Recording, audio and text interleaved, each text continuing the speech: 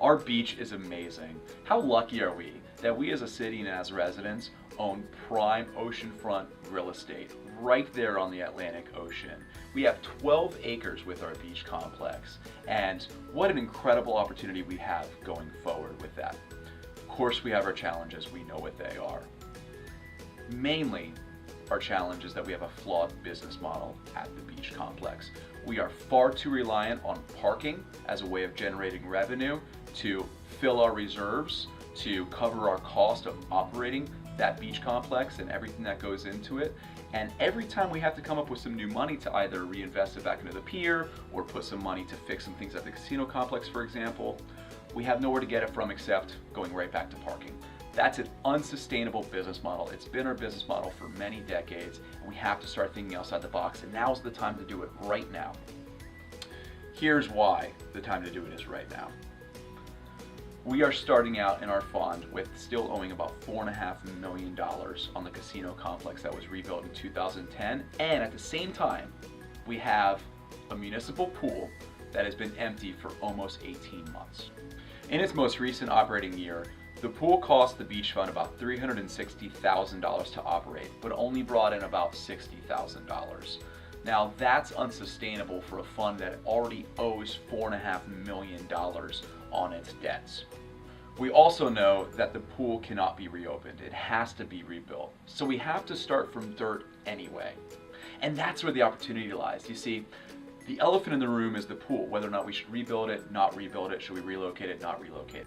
So let me be very upfront and very transparent with you on where I stand on a pool.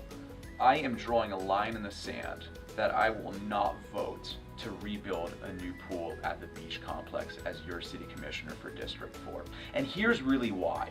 It's not just about the fact that there's no economic, sustainable plan for the pool at that beach complex, and also that consumer preferences have changed. People just don't use municipal pools as much as they used to. And it's not even just about the value of that land and what else we could be doing there. Here's the real bottom line for me.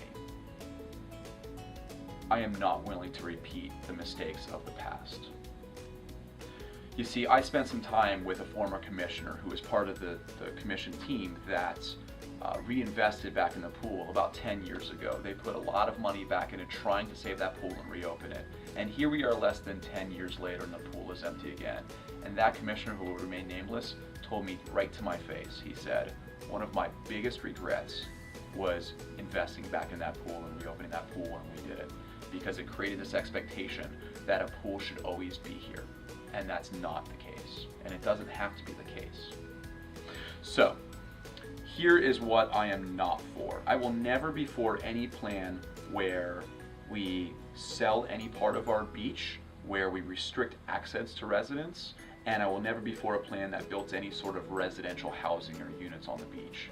Look, if we can just get past this idea that we have to build a pool at the beach, then we open up a world of possibilities of what we want our vision to be on that entire 12-acre beach complex site. That's the exciting thing that we have in front of us right now. That's what we can latch onto and as a community come together and talk about, what do we want our beach complex to be over the next 50 years? What do we want to be leaving to the next generation of Lake Worthians who can be proud of their city, who can be excited about bringing people into our city, and who can be proud to live, work, and play here in the city?